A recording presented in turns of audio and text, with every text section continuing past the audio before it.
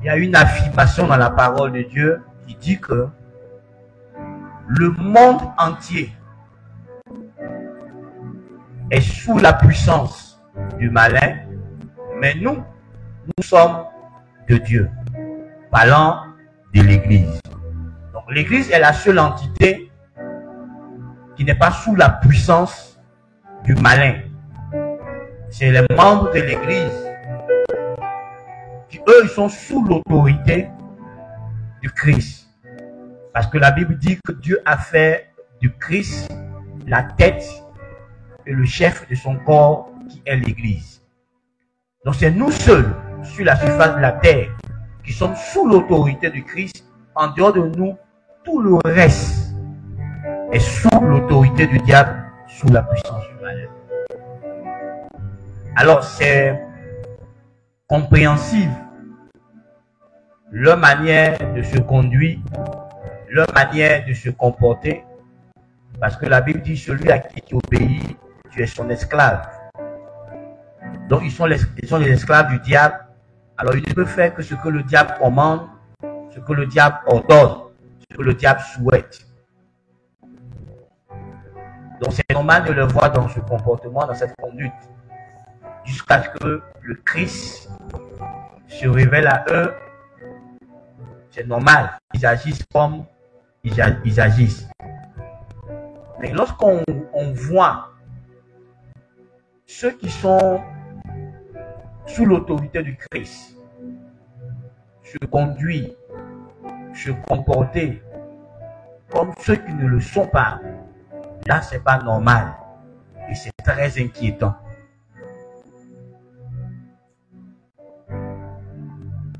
Parce que nous avons été libérés de la nature pécheresse. Et nous sommes participants de la nature divine.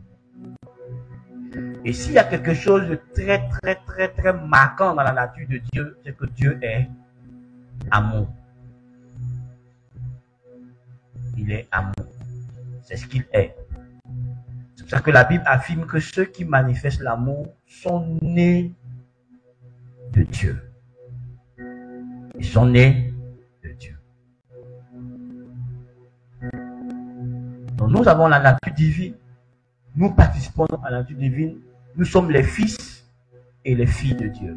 Et par conséquent, on devrait le manifester par nos paroles, par notre conduite, par notre vie en un mot au quotidien.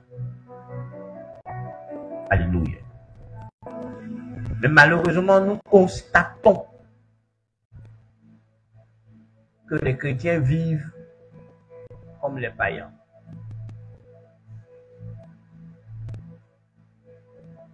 Les chrétiens sont centrés sur eux. Cette nature qui est dominée par l'égoïsme au quotidien est manifestée même par les chrétiens, alors que ils ont été délivrés ou ils sont censés être libérés de cette nature.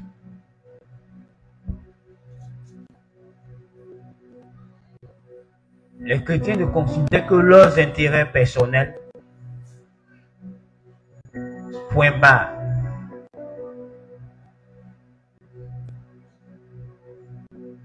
Point.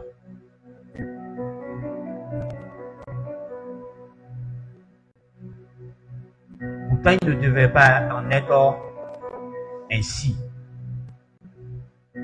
Parce que Dieu, qui n'a point connu le péché et qui ne le connaîtra jamais, pouvait rester sur son trône et nous laisser à notre sort. Mais parce qu'il a considéré notre intérêt, il s'est incarné, il est mort à la croix pour nous racheter. La Bible dit qu'il est devenu pécheur. Non, il est plutôt péché pour que nous on soit la justice de Dieu. Imaginez-vous que Jésus, un instant, ne trouvait pas d'intérêt, ne trouvait pas d'avantage, ne ne trouvait pas de profit à venir sur la terre pour toi et moi. Imaginez-vous juste ça. Que Jésus avait dit à son Père, je n'ai pas d'intérêt, je n'ai pas d'avantage, je n'ai pas de profit à aller mourir à la croix pour ceux-là. Imaginez-vous un instant. Que Jésus soit juste égoïste, qui pense juste à lui seul. Parce que il était le propriétaire de tout l'héritage que son père avait. Il savait qu'en venant mourir, il allait avoir des frères avec qui partager l'héritage. La Bible dit que nous sommes devenus co-héritiers avec Christ. Donc imaginez-vous qu'il refusait de faire de nous des co-héritiers et qu'il restait là-bas. Imaginez-vous juste ça un instant dans votre esprit. Imaginez-vous que Jésus refusait de souffrir pour nous. Refusait de venir, de s'incarner, de monter à la croix. Qui nous laissait à notre triste sort, puisque nous étions incapables de nous sauver nous-mêmes du péché dans lequel nous sommes engagés. On allait rester comme ça jusqu'à la fin. Pécheur, toujours. Direct en enfer si on fermait l'œil. Jésus n'a pas été égoïste. Jésus n'a pas considéré que son intérêt, mais il a aussi considéré le nôtre et il a fait ce sacrifice. Il a aussi considéré l'intérêt de son Père. Il a vu son Père triste. Il a vu son Père souffrir le fait que sa représentation, l'homme, était défiguré, était dénaturé. Alors il a rien les intérêts de son Père. Il a dit, je vais aller Père pour toi. J'irai. Pour eux, j'irai. Et il est venu et il a accompli ce sacrifice.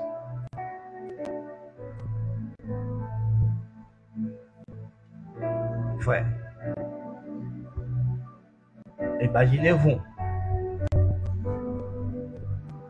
que celui qui a partagé avec vous comment écrire, comment lire, refusait de partager ça avec vous, de partager sa connaissance, de partager son temps, parce qu'il a mis du temps pour vous former, pour vous apprendre à lire et écrire.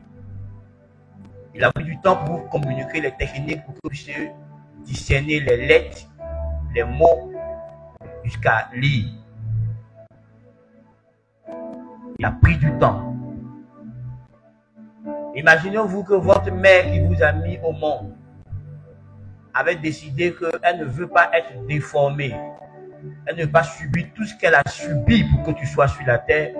Et que dès le jour où elle a appris qu'elle a le retard, elle t'avait inventé. Parce qu'en pensant à sa beauté, en pensant à tout ce qui allait lui arriver, et comme elle ne voulait pas, elle a décidé de vous aborder. Imaginez-vous que votre couturier refuse de coudre votre habit, donc de mettre son talent à votre service. Imaginez-vous que tous ceux qui mettent leur talent, qui mettent leur connaissance, qui mettent leur vie à votre service, décident de ne pas le faire. Imaginez-vous la vie sans les autres, sans le concours des autres, sans la contribution des autres. Imaginez votre vie sans la contribution des autres. Imaginez votre vie sans les autres. Et répondez à cette question. Est-ce que c'est possible de vivre sans les autres? Est-ce que c'est possible que tu sois heureux comme tu es heureux aujourd'hui sans les autres? Sans que les autres n'ont apporté leur contribution à ta vie? Parce que très souvent nous oublions l'apport des autres. Ce que les autres ont fait, ce que les autres nous ont apporté pour que nous devenions ce que nous sommes aujourd'hui. Pour que nous possédons, ce que nous possédons aujourd'hui, dans ce que tu possèdes aujourd'hui, dans ce que tu es aujourd'hui, regarde bien et fouille bien à l'intérieur, tu verras la contribution de plusieurs personnes, aussi minime que ça soit, mais ils ont contribué, ils ont participé à faire de toi ce que tu es. Tu ne t'es pas fait toi seul. Quelqu'un t'a prêté sa connaissance. Quelqu'un t'a prêté son intelligence. Quelqu'un t'a prêté, quelqu'un t'a donné un conseil. Quelqu'un t'a soutenu financièrement, matériellement, moralement, priant pour toi, spirituellement, pour que tu sois là où tu es.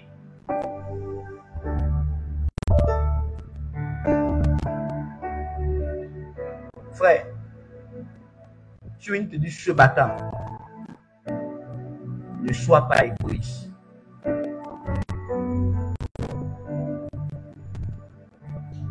Ne sois pas égoïste. Ne pense pas qu'à tes intérêts. Ne reste pas centré sur toi, sur ton profit à toi. La vie a fait en sorte qu'on soit liés les uns les autres.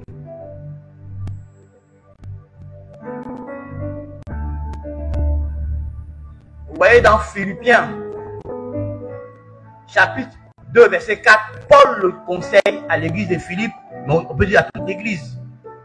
Il dit ceci, que chacun de vous, au lieu de considérer ses propres intérêts, considère aussi ceux des autres. Que chacun de vous. Donc, chacun d'entre nous, ce matin, toi comme moi, au lieu de considérer que nos intérêts, au lieu de considérer notre plaisir, notre profit, notre avantage, au lieu de considérer que ça sera utile pour moi, seulement, on doit aussi considérer l'intérêt des autres. Dans tout acte que je veux poser, dans toute décision que je veux prendre, dans tout style de vie que je décide d'adopter de vivre, je dois considérer tous ceux qui sont liés à moi. Est-ce que mon style de vie leur sera aussi profitable, leur sera aussi avantageux, leur sera aussi utile?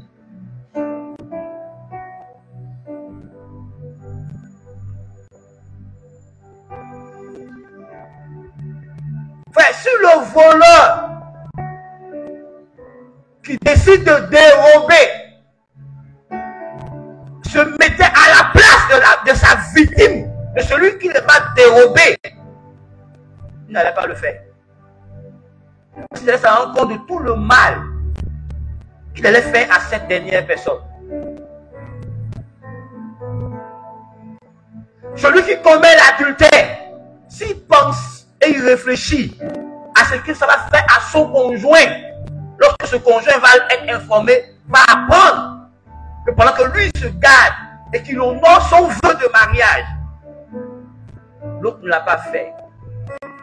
S'il réfléchit à ce que ça va faire à l'autre, il va s'arrêter. Mais s'il réfléchit qu'à son plaisir à lui, il détruira l'autre. Vous savez, le mal est caché dans l'égoïsme. Si chacun, avant d'agir, avant de faire quoi que ce soit, on s'asseyait pour réfléchir. Je suis fils de cette famille. Qu'est-ce que ça ferait à mon père et à ma mère d'apprendre que son fils est un voleur, d'apprendre que sa fille est une prostituée, d'apprendre que son fils fait du mal? Est-ce qu'il sera honoré ou déshonoré? Est-ce que ma famille sera honorée ou déshonorée? Qu'est-ce que ça ferait à mes enfants de marcher dans la rue et qu'ils entendent que votre papa est un escroc, votre papa est un voleur, votre papa est ceci? Est-ce que mon enfant sera fier de moi? Ou mon enfant aura la tête baissée? Est-ce que mon enfant sera fier de porter mon nom?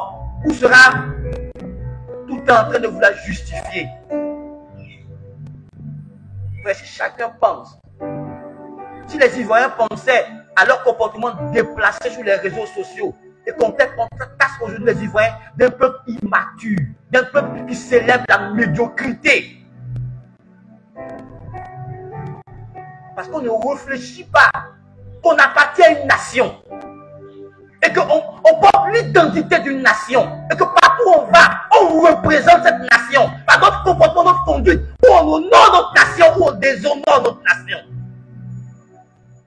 Si nos influenceurs réfléchissaient à l'impact de leurs actions, à l'impact de leurs actes sur la société ivoirienne, je ne pensais pas qu'on profite, qu'eux ils auront en faisant des buzz. Ils allaient réfléchir à 2 fois avant d'agir comme ils agissent. Tu le chef de famille qui prend son salaire et qui le dilapide dans l'alcool, dans la boisson, derrière les femmes, réfléchissez que dans son salaire, il y a l'avenir de ses enfants. Dans son salaire, il y a son bien-être à lui, et le bien-être de sa femme, et le bien-être de ses enfants, et le bien-être de sa famille, et le bien-être de beaucoup de personnes dans son salaire. Il n'allait pas le gaspiller. Mais quand il dit c'est mon travail, c'est le fruit de mes efforts. D'accord. Mais Dieu a fait de toi une bénédiction pour quelqu'un. Dieu a fait de toi un père pour quelqu'un. Dieu a fait de toi un mari pour quelqu'un. Et Dieu compte sur toi pour prendre soin de ta femme. Dieu compte sur toi pour prendre soin de tes enfants. Si les enfants pensaient à l'honneur de leurs parents, quand ils se comportent au dehors, ils allaient faire attention. On est tous déjà égoïstes, centrés sur nous-mêmes. Tant que ça nous plaît à nous, tant que c'est bien pour nous, on ne réfléchit plus. Si c'est bien pour les autres, on le fait. On peut être des gens de scandale pour l'église, avoir des comportements qui salissent le témoignage et l'image de l'église. On s'en fout. Parce que nous, dans ce comportement-là, on s'y plaît. On a notre plaisir. On a notre satisfaction. Mais qu'est-ce que ça fera à l'image de l'église? Quand toi, responsable d'église, tu as un comportement déplacé. Qu'est-ce que ton témoignage personnel apporte à l'église? Est-ce que ça renforce le témoignage de l'église, l'honneur de l'église, ou ça déshonore la communauté à laquelle tu appartiens? Oui, c'est ma vie. Je peux faire ce que je veux, c'est ce qu'on dit nous tous. Mais tu es lié à des personnes. Dieu a fait en sorte que tu vis dans une famille, tu vis dans une communauté, et tu es lié aux membres de cette famille. Et tes actions auront forcément des répercussions sur cette famille. Tu ne vas pas subir tes actions toi seul. Vous vous souvenez? Achan a réfléchi que s'il prend un manteau, s'il prend ceci, ça sera profitable pour lui. Mais les conséquences ont été désastreuses. Ça détruit sa famille. Même si ses animaux ont été détruits et Israël a perdu la guerre, plusieurs hommes sont morts à cause de la mauvaise décision qu'il a prise. Quand des gens, à cause du pouvoir, oublient et prennent des décisions qui détruisent et tuent et ôtent la vie même aux gens. Oui, tu as obtenu ce que tu voulais. Mais regarde autour de toi. Ceux que tu voulais diriger là, ils sont morts.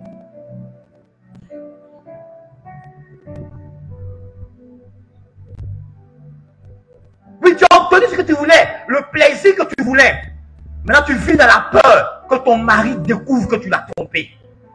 Parce que tu as peur que s'il découvre, il est divorce, il est destruction du foyer. Il fallait y réfléchir avant même de poser l'acte. Tu découvres que tu es en train de devenir un menteur. Tu mens à ta femme tous les jours. Parce que tu as fait des choses que tu ne veux pas qu'elle découvre. Parce que si elle découvre, il y a probabilité que votre foyer vole à l'éclat. Il y a probabilité que ta famille se détruise. Et tu es aujourd'hui obligé de mentir. Tu es obligé de briser la relation de ta femme avec certaines personnes. Parce que tu as peur que ces personnes qui sont au courant de ce que tu as fait informent ta femme.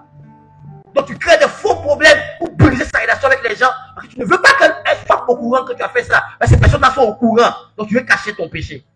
Tu veux cacher ton action. Quand tu es malhonnête, quand tu n'es pas honnête, quand tu vois un policier, ton cœur bat. Quand tu ne respectes pas la loi, quand tu vois un gendarme, ton cœur bat. Parce que tu sais que tu ne respectes pas la loi. Quand un inspecteur d'impôt viendra dans ton entreprise pour contrôler l'entreprise, tu auras peur. Parce que tu sais que tu ne respectes pas l'impôt. Parce que tu respectes la loi, tu n'as pas peur d'eux. Tu n'as rien à te reprocher. Mais tu vois, si tu t'assois et que tu crées une entreprise dans un pays et que tu sais que l'impôt, quand on paie les impôts, ça aide le pays à se développer, pourquoi tu fais double comptabilité? C'est ton égoïsme. Tu es citoyen ivoirien, tu es sur le territoire ivoirien, mais tu ne veux pas participer à la prospérité de ton pays. Si chaque policier réfléchissait qu'à la place des 1000 francs, à la place des 200, le dégât que ça va faire, un véhicule n'est pas en règle, quand ça n'est pas en règle. Frère, comment les armes sont entrées dans tout le territoire ivoirien pour qu'on connaisse la crise? On a des frontières, on a des policiers, mais qui ont préféré 20 000, qui ont préféré 5 000. Et les gens sont entrés, ils se sont installés pour détruire notre nation. Pourquoi? Parce que le policier, il n'a pas compris que lui, en tant que policier, il fait partie de ceux qui sont censés garantir la protection du pays, la sécurité des biens, la sécurité des hommes. Et quand lui qui doit veiller à ce que les hommes dans le pays soient en sécurité, pour ses intérêts égoïstes à lui, accepte le pot de vin, accepte la fraude, il y a problème. Quand la douane, qui est censée sécuriser le commerce dans le pays, qui est censée l'économie du pays, accepte de laisser passer des marchandises frauduleuses, ça détruit le pays, ça détruit la réputation du pays. Quand les ministres du pays, qui sont censés honorer le pays, vont accuser eux-mêmes de malversation, de fraude, ça diminue l'honneur du pays. Les entreprises se sont délocalisées de la Côte d'Ivoire. Parce qu'on dit qu'en Côte d'Ivoire, quand tu donnes un agrément, le ministre demande sa part. Parce qu'on est tous des gens égoïstes, centrés sur notre intérêt, notre profit, alors qu'on vit dans une collectivité, alors qu'on vit dans une famille, on n'est pas seul. Il y a des gens qui sont liés à nous. Et que nos actes ont des répercussions sur eux. Quand des femmes manipulent leur mari, juste pour satisfaire leur ego, leur désir à elles, oubliant qu'ils n'ont qu'un seul salaire, c'est ce salaire-là qui prépare l'avenir de tout le monde, la vie de tout le monde.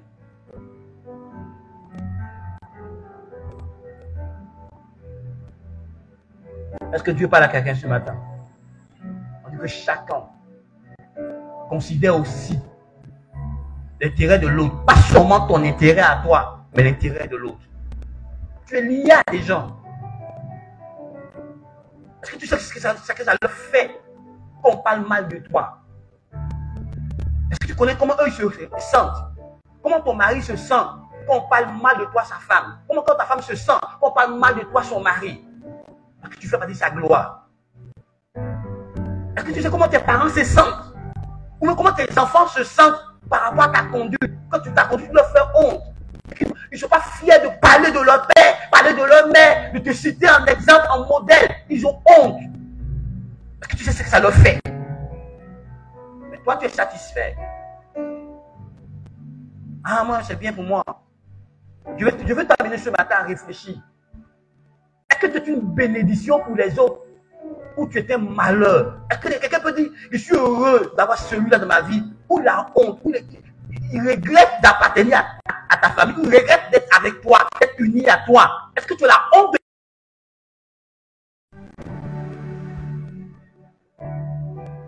Est-ce que ton père est fier de t'avoir mis au monde comme fils, comme fille? Est-ce que ta mère est fière de toi? Est-ce que les membres de ta famille sont fiers de toi? Parce que par toi, la famille a connu de l'ascendance, dans la gloire, dans l'élévation. Ou par toi, la famille est descendue encore plus bas dans la honte. Parce que tu n'as pas pensé, réfléchi sur l'impact de ta décision. Sur toi-même et sur les autres. Toi seulement. Toi seulement. Ta vie, c'est toi seulement. On ne réfléchit même pas aux intérêts de Dieu, aux avantages de Dieu. Qu'est-ce que ça va faire au système que Dieu établit dans l'église? Parce que l'église vit et accomplit sa mission autour des dîmes et des offrandes. Même quand l'église doit créer des richesses, c'est à partir des dîmes et des offrandes qu'elle crée des richesses, qu'elle crée des entreprises. Donc quand toi tu es fidèle dans tes dîmes, tu es fidèle dans tes offrandes, qu'est-ce que ça fait au système de Dieu? Qu'est-ce que ça fait à l'œuvre de Dieu? Quand tu n'es pas à ton poste, quand tu as des dons en toi, tu as des talents en toi, quand tu refuses de développer, quand tu refuses de mettre au service de Dieu, quand tu refuses que tes dons se manifestent, que tes talents se manifestent, qu'est-ce que ça fait à l'église d'être paralysé? Parce que la Bible dit que les dons ont été donnés pour l'utilisation commune. Ce n'est pas pour toi seul que Dieu t'a donné le don. C'est pour tout le corps de Christ que tu as le don qui est en toi. Et quand tu refuses que ton don se développe, que ton don soit au service de Dieu, qu'est-ce que tu es en train de faire à l'église? Comment tu te détruis l'église? Comment tu es en train de devenir l'ennemi de l'œuvre du Seigneur? ton arrogance, des frères en Christ sont blessés, des frères en Christ sont frustrés. Quand par ton comportement, des gens sont blessés dans leur foi, sont brisés dans leur foi. Ah, je peux m'habiller comme je veux, je peux parler comme je veux. Mon frère, tu es lié à quelqu'un d'autre. Tu n'es pas un enfant, tu es un adulte. Tu es un enfant, peut comprendre, il est encore immature. Un adulte, il est responsable de ses actes. Donc il réfléchit avant de poser ses actes. Il réfléchit avant de faire sortir ses paroles. Un adulte n'est pas un enfant. Pour parler, ou pour agir, pour agir. Enfin, je te pose la question.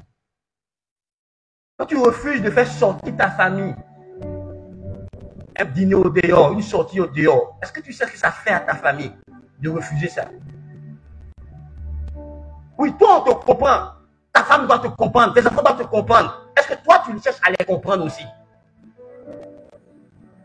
Ah, moi, je suis hein, moi, il n'aime pas sortir. Frère, écoute-moi. Si tu n'aimes pas sortir, il fallait te rester célibataire. Tu as marié une femme qui aime sortir, tu sortiras avec elle. Tu as mis des enfants sur la terre qui ont envie de sortir, tu dois sortir. Tu n'es pas prêt à changer, ne te marie pas. Parce que le mariage, ça transforme, ça change. Parce que tu penseras à l'intérêt de l'autre. Qu'est-ce qui fait que ma femme est heureuse? Qu'est-ce qui fait que mon mari est heureux? Tu ne penses pas qu'à toi seul. La Bible dit dans 1 Corinthiens chapitre 13 que l'amour ne cherche pas seulement son intérêt. Donc, si tu aimes ta femme, tu aimes ton mari, tu dois penser. Ouais, je réfléchis. Si j'ai décidé d'aller habiter à l'intérieur du pays et laisser ma femme à Abidjan, j'ai réfléchi.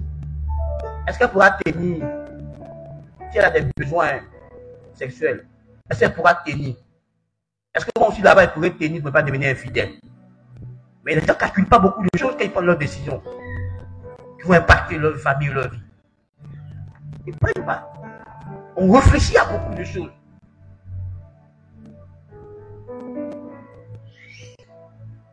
Pourquoi aujourd'hui les gens sont fâchés sur les pasteurs? Parce que les pasteurs ne réfléchissent pas longtemps lorsqu'ils ont besoin de solliciter l'argent à l'église. Non, les pasteurs, c'est là, ils veulent sûrement. Parce qu'ils ne réfléchissent pas longtemps. Est-ce que c'est le bon moment de dire à l'église, on va atteindre tel projet? C'est le mauvais moment. Parce qu'ils ont juste l'ambition de réussir, l'ambition d'être grand, d'être vu. Mais ils ne sont pas fait servir Christ.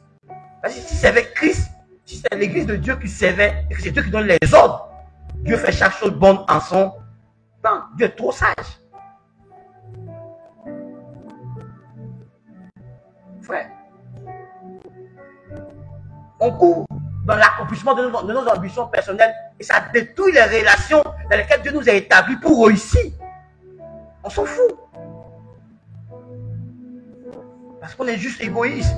On est juste porté sur notre intérêt, sur notre avantage. Même dans la chambre, souvent les garçons, là, on fait ça.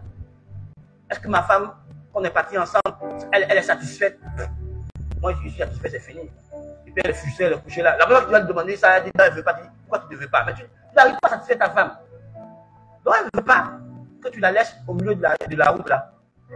Comme gros moteur, gros camion, il ne peut pas démarrer. Et si on réfléchissait, on a ça rend compte que pour la satisfaire, il faut beaucoup plus d'efforts. Chaque homme allait réfléchir à comment il va faire pour satisfaire sa femme. Mais nous, on s'en fout. Est-ce qu'elle est satisfaite après ce qu'on a fait? On ne demande même pas, on s'en fout. On couche là, puis on ronfle. Puis elle est assise là, elle te regarde, tout fâché et frustré, blessé moralement. Parce qu'on est égoïste là-bas. On pense qu'à nous. Ouais. Comme c'est moi qui donne l'argent du marché, c'est moi qui décide tout ce qu'on mange, on mange. Jamais demander à ta femme aujourd'hui, prépare un repas qui te fera plaisir à toi. Aujourd'hui, prépare un repas qui fera plaisir à l'un de nos enfants. Mais tous les jours, on doit préparer pour faire plaisir au Père. Mais c'est lui qui donne l'argent du marché. Donc même si les enfants n'ont pas envie de manger son graine aujourd'hui, comme papa veut manger son graine, on impose ça à tout le monde. Mais maintenant, on prétend aimer notre famille. Hein.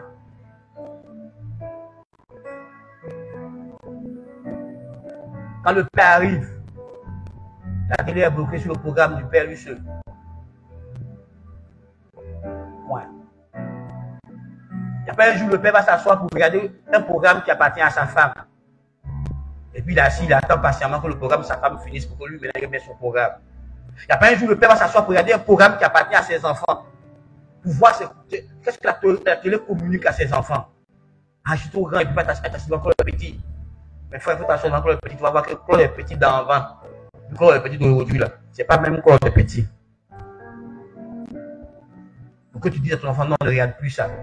C'est pas bon pour toi. Non, parce que tout le corps le petit, on met l'homosexualité, on met la magie, on met la sorcellerie. Si tu ne regardes pas ton enfant, tu ne sauras pas que tu dois apprendre à ton enfant à être homosexuel, sorcier. Ta fille adolescente met des films d'adolescent, tu ne veux pas t'asseoir pour regarder. C'est quoi elle regarde? Pour savoir si c'est bon pour son éducation et sa destinée. Pour que tu dis non, ça c'est pas une bonne émission, ma fille, je veux plus que tu regardes. Mon fils, je veux plus que tu regardes. Parce que quand toi tu viens, tu prends ta télécommande, tu mets pas ton émission. Qu'est-ce qu'eux ils regardent? Ça ne t'intéresse pas. Tu es juste un père égoïste. Mais tu diras à tes enfants, je vous aime. Souvent, ton enfant souffre auprès de toi, tu n'es pas au courant que l'enfant souffre auprès de toi. Tu n'as pas pris le temps d'observer tes enfants. Tu ne sais pas quand ils sont joyeux, quand ils sont tristes, quand ils sont mécontents. Tu ne sais rien parce que tu n'as jamais pris le temps de regarder leur visage. Alors moi, je suis venu du boulot, je suis fatigué, je suis cassé, il faut que je me lave, je mange, je me couche.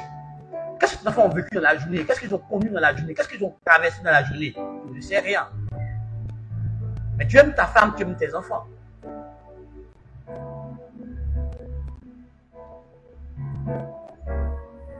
Il y a des parents ici, pendant la rentrée, ils ne vont jamais, quand ils sont convoqués par l'école, ils ne vont jamais, ils n'ont jamais le temps pour leurs enfants. Vous dites, ah, patron, on va convoquer dans l'école, mon enfant, demande permission, je vais aller voir là-bas. Non, c'est quel patron qui a dit non? Lui, mais c'est qu'on ne va pas dire ça, non. Je suis désolé. Quand un enfant est malade, c'est maman qui va aller à l'hôpital.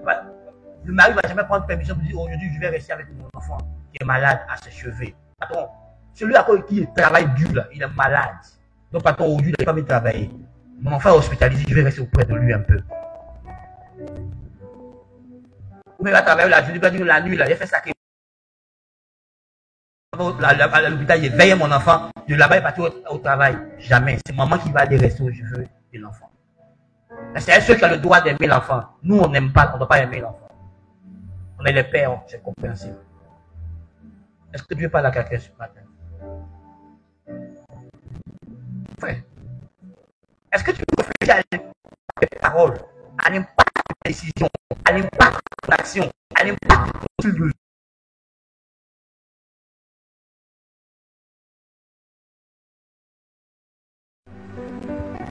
Est-ce que tu réfléchis?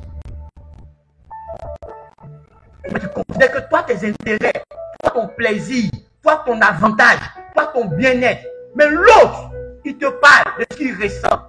Ta femme te dit, j'aime pas ceci. Mais tu es dedans, tu continues de faire. Ta femme t'interpelle. Chérie, on sort quand? Chérie, ici. Oh, il faut laisser ça. Son langage d'amour, c'est le moment de qualité. Elle te demande un moment de qualité. Elle te demande de passer du temps avec elle. Son langage d'amour, est-ce qu'il l'a rempli? Mais ce n'est pas ton problème. Ta femme t'interpelle. Chérie, depuis là, on est marié. Mais j'ai offert un cadeau. Elle t'interpelle. Son langage d'amour, c'est les cadeaux. Oh chérie, tu ne me donnes pas des paroles valorisantes. Son langage d'amour, c'est les paroles valorisantes. Tu t'en fous. Tu as des paroles blessantes. Les paroles qui la rabaissent. Les paroles qui la diminuent. Les paroles qui brisent sa confiance en elle-même. Et cette personne que tu as brisée là, tu attends d'elle quoi encore? Pour qu'elle t'aide. Que tu l'as détruit toi-même. Tu l'as brisé toi-même. On s'en fout. Tout c'est nous, un point bas, le reste, on s'emballe. Qu'est-ce que mon témoignage fait dans ma famille? Est-ce que ça encourage de ma famille à donner leur vie à Jésus ou ça les empêche de donner leur vie à Jésus? On ne s'intéresse pas à ça. Frère, que chacun, pendant qu'il considère tes intérêts, considère aussi ceux des autres. Que chacun de nous considère son intérêt et l'intérêt de l'autre.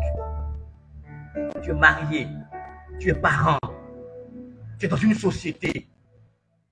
La société t'a fait confiance, elle t'a embauché comme leur comptable ou comme leur responsable marketing, non comme leur temps.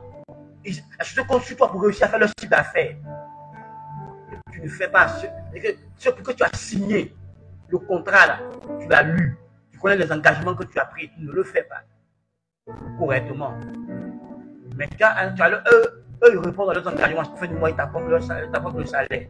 Donc toi-même, tu sais que tu ne fais pas le travail qu'on attend de toi. Si tu ne voulais pas remplir leur engagement, ne signe pas le contrat avec eux. Enfin, comment tu veux que Dieu te bénisse quand on analyse, sans te rendre compte, tu fais du mal à beaucoup de personnes. Des personnes physiques ou des personnes morales. Tu leur fais du mal.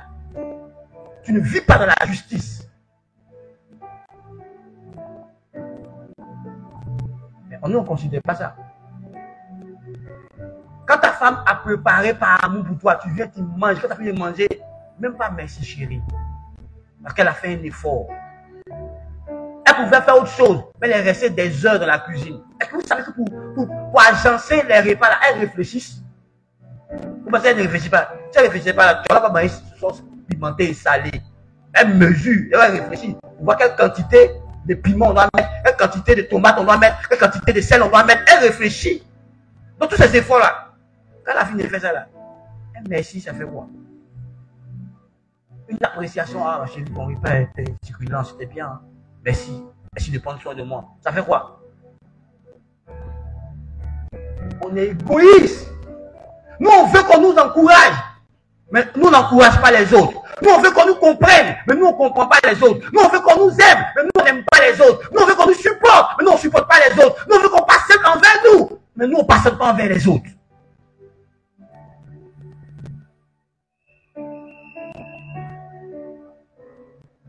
Tu vois, je causais avec des pasteurs, puis je question au pasteur. Dis frère, dis-moi, quel est ton fidèle qui t'appelle juste pour voir comment tu te portes? Il dit, oh mon frère, il n'y en a pas haut. Parce qu'ils savent s'y vivre. Mais s'ils ont un problème, ils vont m'appeler tout ce que vous dites, pasteur. C'est là qu'ils font semblant de dire bonjour, pasteur, comment tu vas? Parce qu'en fait, il va te demander, il a besoin de toi. Mais dis qu'il va t'appeler comme ça, juste parce que tu es son pasteur et qu'il y a une relation entre toi et lui. Et à cause de la relation, il t'appelle juste pour voir comment tu te sens, comment tu te portes. Parce que vous pensez que les pasteurs sont des super hommes. Ils ont aussi besoin d'être encouragés, d'être motivés. Ils en ont besoin. Vous pouvez demander à mes pasteurs sur l'émission. Ils appellent le matin. Quand ils appellent, j'ai même ils les appellent. Je cause à eux, comment vous portez, comment vous allez. Depuis qu'ils finissent, je raccroche. Je ne demande pas, l'église va comment? Parce que depuis longtemps, j'ai compris dans le ministère que si mes pasteurs se portent bien, l'église qui dirige se portera bien.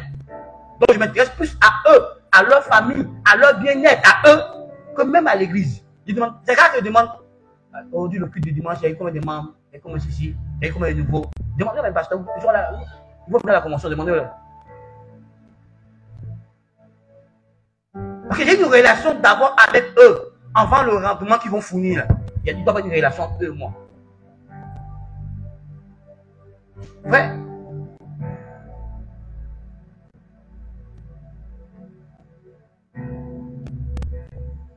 Est-ce que tu comprends? Est-ce que tu comprends là? Toi, tu marches avec quelqu'un. Dimanche, tu ne vois pas la soeur. Tu ne peux pas l'appeler pour dire, oh ma soeur, c'est pas aujourd'hui. Hein. C'est comment? Rien. Tu attends. Le jour de la voir dimanche encore. Mais pourtant, c'est ta soeur. C'est ta soeur là, comment? Moi, ton frère, comment? Ouais. Nous tous, on a des problèmes. Il n'y a pas un qui n'a pas de problème. Hein. C'est que vous voyez qui s'occupent de vous, qui vous appellent, qui vous soutiennent. Ils ont des problèmes. Ils ont leur réalité. Mais s'ils pensent qu'à leur réalité, ils ne vont pas s'occuper des autres. Tout le monde a ses propres défis. J'ai mes défis de père pour éduquer mes enfants pour que leur éducation réussisse. J'ai mes défis de mari, j'ai mes défis. Mais pourtant, je laisse ça. Et puis, je m'occupe de toi. Tout le monde a envie de devenir riche, mon frère. Il n'y a pas un ici qui ne cherche pas à devenir riche. Donc, si je dois pas choix, donc comment chercher à devenir riche? Il y a des gens qui ne veulent pas côtoyer, ils ne veulent même pas appeler. Parce que pour le travail, pour devenir riche là, ça va absorber tout mon temps. Donc je dois trouver l'équilibre. Tout le temps que je cherche à être riche, mais je dois rendre visite à ma famille, rendre visite à mes proches, parler à des gens qui sont importants pour moi. Je dois m'arrêter pour célébrer leur anniversaire. Je dois m'arrêter pour prendre de leurs nouvelles. Tout en poursuivant mes objectifs. Il n'y a pas quelqu'un qui n'a pas d'objectif de vie. Il n'y a pas quelqu'un qui n'a pas de projet de vie. On a tous des projets de vie. Mais on trouve dans nos projets de vie le temps de parler aux autres, le temps de se préoccuper des autres, le temps de penser aux autres, le temps pour prier pour les autres, le temps pour faire du bien aux autres. Les pasteurs, ils sont plus que des présidents de la République. On est très occupés. Mais malgré qu'on est occupé là, on trouve le temps pour les autres.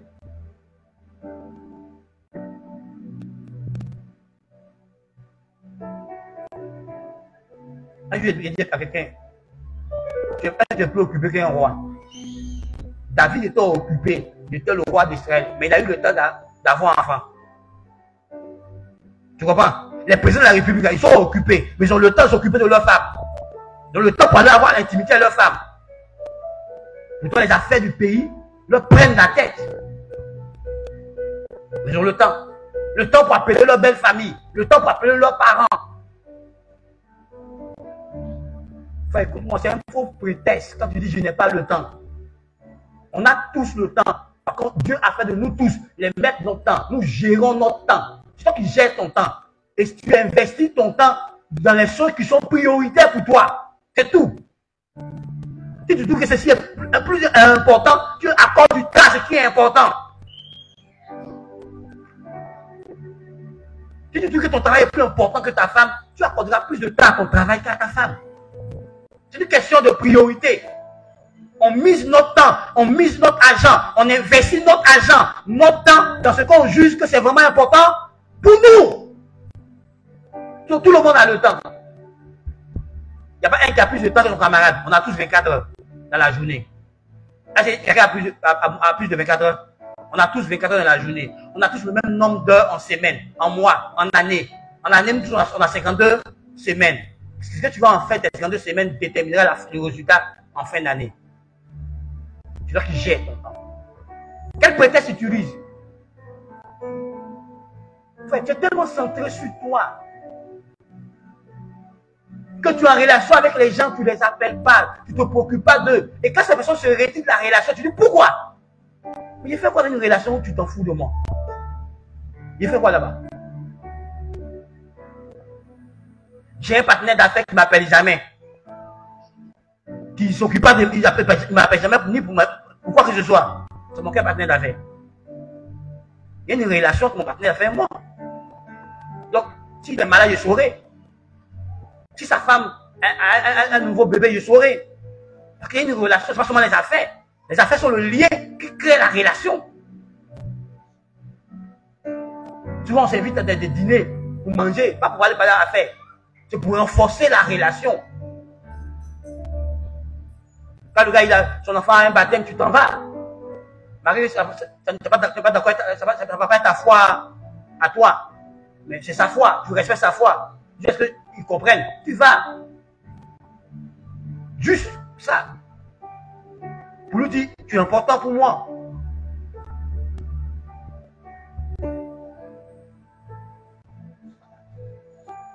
Ouais, quand les gens, quelqu'un vient, puis tout le monde s'en l'accompagne à l'aéroport. On a envie d'aller à l'aéroport. Non. Ça colle la personne là, il est important pour nous. Donc on s'en nous à l'aéroport. Juste pour lui témoigner qu'il est important pour nous.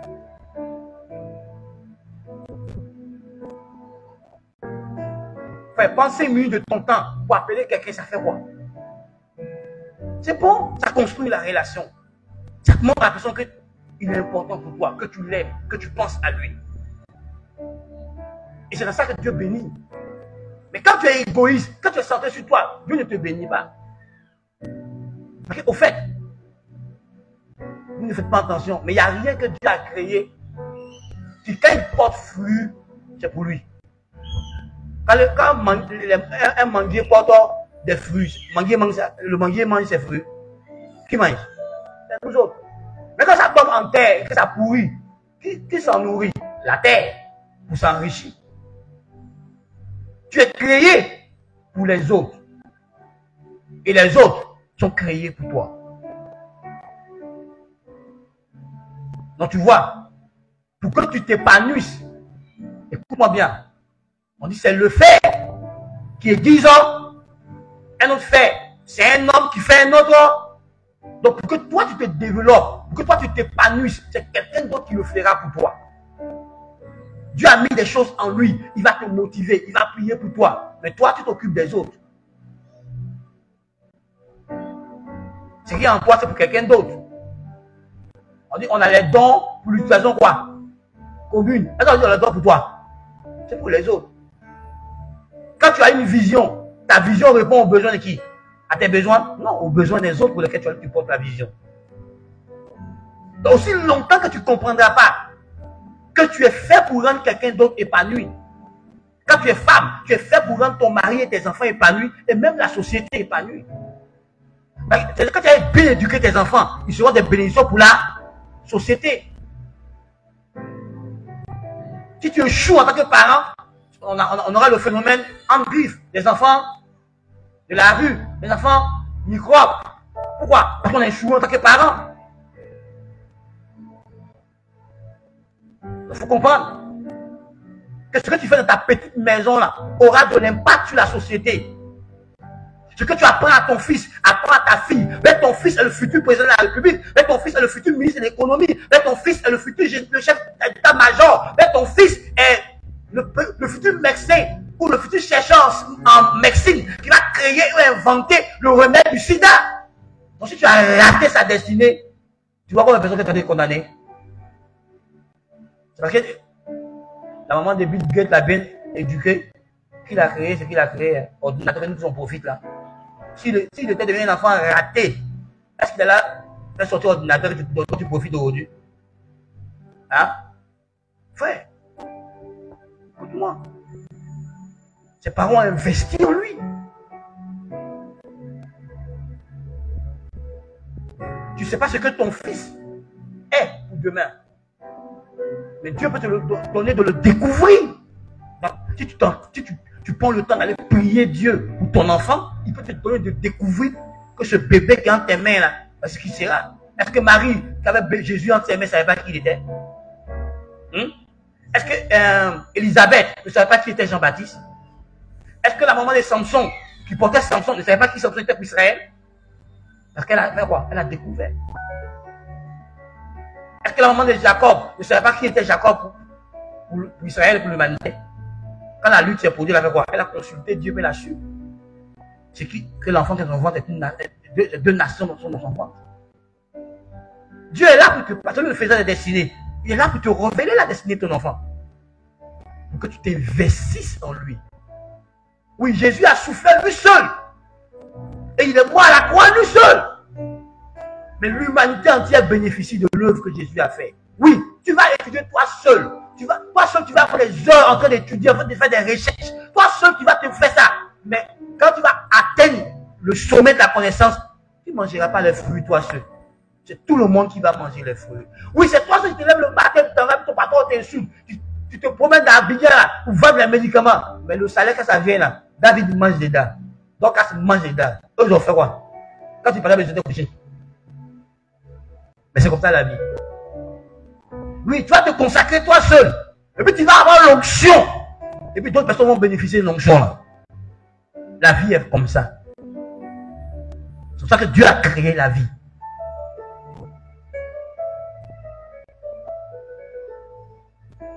Quand il réfléchissait sur mes interrogations, c'est pas mon voisin qui réfléchissait, c'est moi seul. Et puis il a eu le bon nom pour mes diplômes. Mais aujourd'hui, là c'est moi seul qui mange ça. Beaucoup de personnes sont dedans. Ils prennent leur part. Donc tu vas dire, j'ai fait ça moi seul. Mon frère, c'est comme ça. Tu feras ça toi seul. Et puis le bénéfice là, plusieurs personnes vont bénéficier. C'est comme ça. Tu t'assois toi seul, tu réfléchis sur ton plan, ton business plan. Quand ça prend, d'autres viennent travailler dans ton entreprise. Eux, est-ce qu'ils ont réfléchi toi? Mais eux, ils travaillent plus, à la fin, ils ont salaire. Parce que tu as bien réfléchi ton business plan, tu mènes bien ton entreprise, que ça crée de l'emploi, que des gens viennent travailler avec toi. Mais quand tu réfléchissais là, Est-ce que j'étais avec toi? Quand tu veillais les nuits pour bien faire ton business plan, pour maîtriser ton business plan, est-ce que j'étais avec toi? Non. Dieu nous a créé bénédiction. On est créé pour bénir quelqu'un d'autre. On est créé pour que par notre vie, quelqu'un d'autre devienne ce que Dieu veut qu'il soit. Et si tu ne comprends pas ça, pour pouvoir t'élargir, donner ton argent, donner ton temps pour conseiller les gens, pour instruire les gens, pour aider les gens, tu ne comprendras pas. Et tu verras que tu ne seras pas utile. Quand tu es centré sur toi seul, tu es inutile. Tu te sens inutile. Parce que Dieu t'a créé pour être utile pour les autres. Arrête de penser qu'à toi seul. Tu ne seras pas épanoui dans la vie si tu penses qu'à toi seul. Apprends à penser aussi aux autres. Et fais du bien aux autres. Cherche l'avantage des autres. Cherche le profit des autres. Cherche que ce que tu fais soit profitable à quelqu'un d'autre, soit utile à quelqu'un d'autre, pas seulement qu'à toi seul. Jésus t'a créé pour que tu impactes ta génération. Il t'a pas créé pour que tu sois dans un coin toi seul. Il t'a pas éclairé pour te mettre sur un boiseau. Il t'a éclairé pour te mettre en chômage, pour que tu éclaires plusieurs personnes.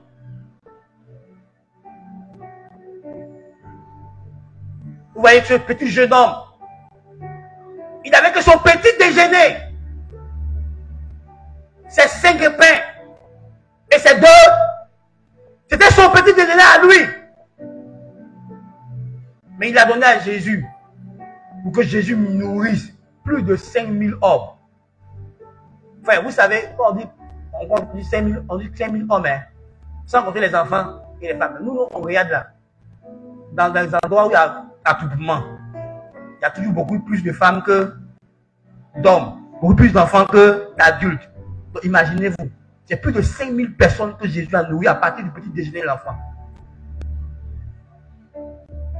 Mais quand tu lis la Bible, on dit qu'il a dit ça à ses disciples, Jésus savait déjà ce qu'il allait faire. Hein. Il savait lui-même ce qu'il allait faire pour nourrir les gens. Il le savait déjà. Mais il faisait ça pour apprendre à ses disciples que la vie ne doit pas être centrée sur soi. Moi, j'ai vu des gens, parce que Dieu les a fait la grâce d'être dans le protocole d'un homme de Dieu. Ils empêchent les autres d'avoir accès à l'homme de Dieu. J'ai vu ça. Je le vois encore sous le soleil ici. Des gens que Dieu a mis auprès des grands hommes de Dieu qui empêchent que les gens aient accès à l'homme de Dieu. J'ai vu des gens que Dieu a élevés pour qu'au travers d'eux, l'église soit élevée et qui empêchent que les autres églises soient élevées. Tout c'est eux. Mais il faut bien lire. Quand Dieu élève un leader, il ne l'élève pas pour lui-même, il l'élève pour une génération.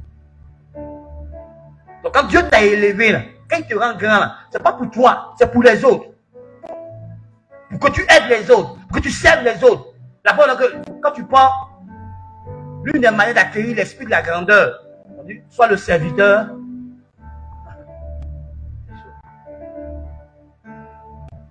Frère, je veux que tu fermes les yeux maintenant là. Là où tu es assis, ferme les yeux. Et pense à ta femme. Pense à ton mari. Pense à tes enfants. Pense à un collègue de service. Pense à quelqu'un qui est en relation avec toi. Et puis vois combien de fois tu as été méchant envers lui. En l'empêchant d'être épanoui auprès de toi. Parce que tu as pensé qu'à toi seul. Regarde maintenant. Regarde les problèmes que tu as créés aux autres. Parce que quand tu voulais agir, tu n'as pas pensé au fait que tu es lié à eux et que ça pouvait leur créer aussi des problèmes. Regarde les ennuis dans lesquels tu as plongé les autres, dans lesquels tu as plongé ta famille. Parce que tu n'as pas pensé à eux. Quand tu partais tisser tes pattes avec le diable, juste pour avoir l'argent. Tu ne savais pas que ça allait impliquer les autres. Aujourd'hui, tu es en train de voler l'étoile de tes frères et tes sœurs. Regarde. Regarde autour de toi. Regarde autour de toi.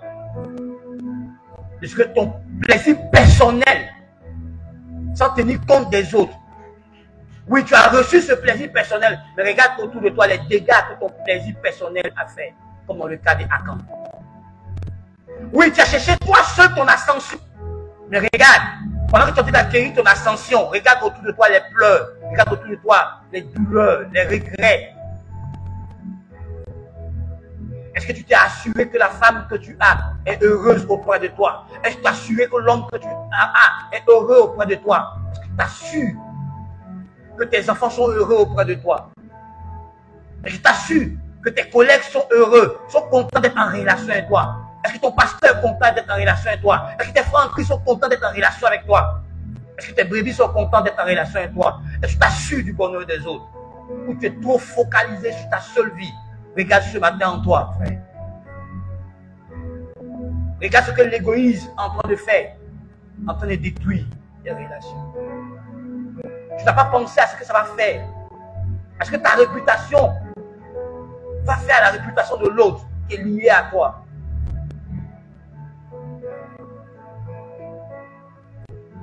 Imagine-toi que tu passes et qu'on parle mal de quelqu'un qui est proche de toi. Comment tu te sens? Ça, nous devons tous réfléchir longtemps avant de prendre nos décisions, longtemps avant de poser nos actions, longtemps avant d'emprunter un chemin. Car tu ne vis pas seul. Tu es lié à des gens. Tu es issu d'une famille. Tu es membre d'une famille. Une famille biologique, une famille spirituelle. Tu as une identité que tu transportes. Tu dois te rappeler de ça. Que partout où tu vas, tu représentes la nation ivoirienne et tes actions risquent d'avoir des répercussions sur la nation ivoirienne. Vous n'avez pas vu qu'on a dit on ne marie pas guérir, mais les filles guérées ne sont pas sérieuses. À cause d'une fille guérée qui n'a pas été sérieuse, on a collé sur elle ces filles guérées. Parce qu'elle a oublié qu'elle appartient à un groupe ethnique, à une tribu, à un peuple, et que ses actions auront des répercussions sur le peuple. Frère, ce matin, je t'invite à parler avec Dieu. Parle avec Dieu ce matin.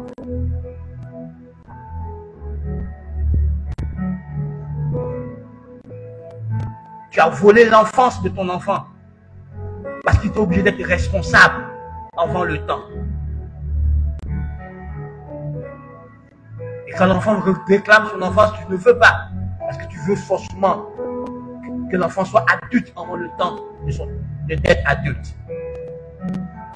Et tu le responsabilises. Tu de lourdes responsabilités en oubliant que c'est un enfant comme les autres. Regardons comment de fois notre égoïsme détruit et vole beaucoup de choses aux autres. Parlons au Seigneur ce matin.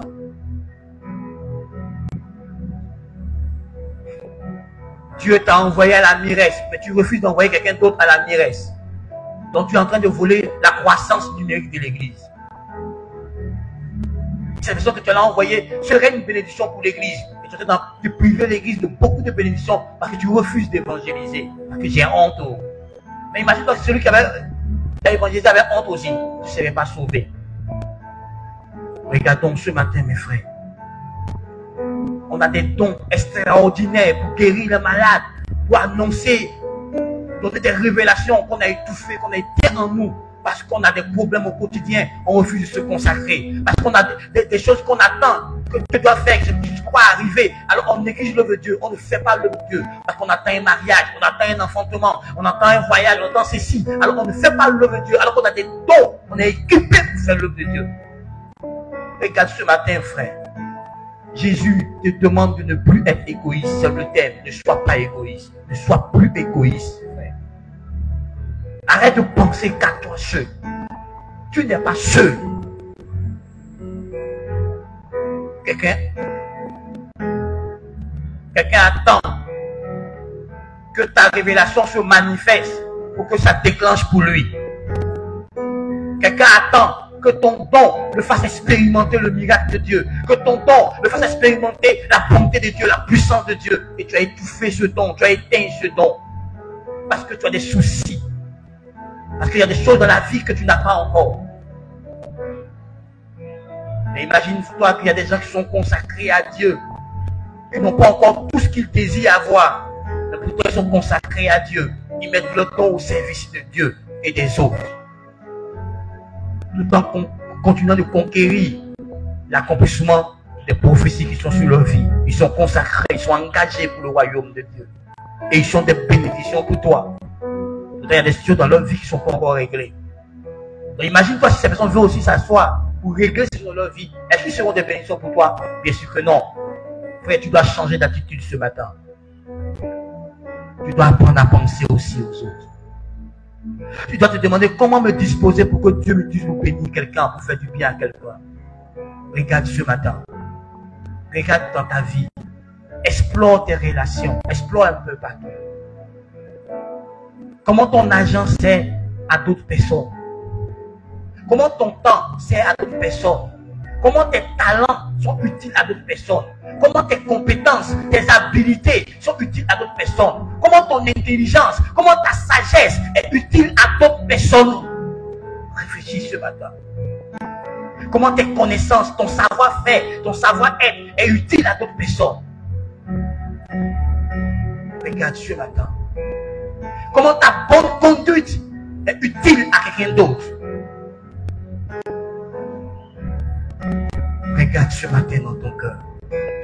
Examine tes voies ce matin. Tu es censé ne plus manifester cette nature égoïste parce que tu es dans la nature de Dieu. Tu es participant à la nature divine. Et l'amour devait être la marque la plus fréquente chez toi. Et l'amour, ça pense, ça recherche les intérêts des autres. L'amour, ça fait du bien autour de soi. Regarde ce matin. Ta manière d'être en train de détruire les autres. On te dit change. Non, c'est ma manière d'être. Est-ce que ta manière d'être est utile à quelqu'un? Est-ce que ta manière d'être dit quelqu'un quand on est appelé à faire le bien? Rien que le bien.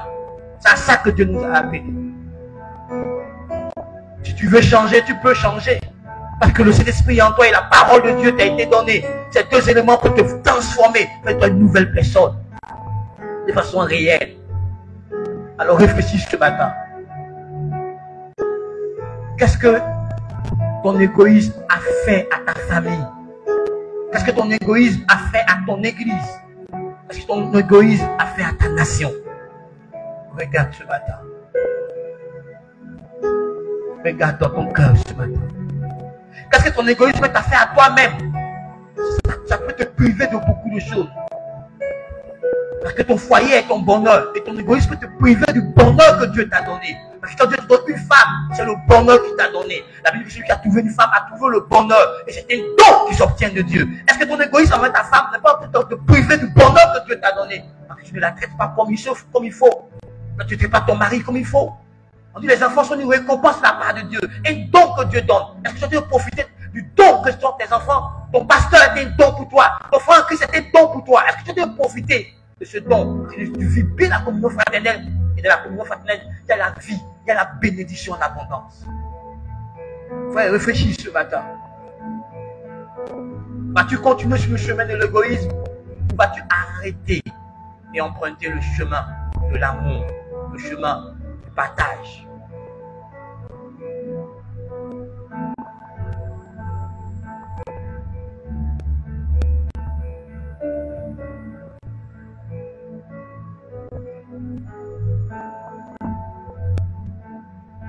Notre Dieu, notre Père, je t'apporte l'église ce matin et je prie que tu nous donnes de réfléchir et de prendre la bonne décision, celle de nous débarrasser de l'égoïsme et de devenir des personnes altruistes, des personnes qui pensent aux autres, des personnes qui considèrent aussi les intérêts des autres, mais pas seulement notre intérêt.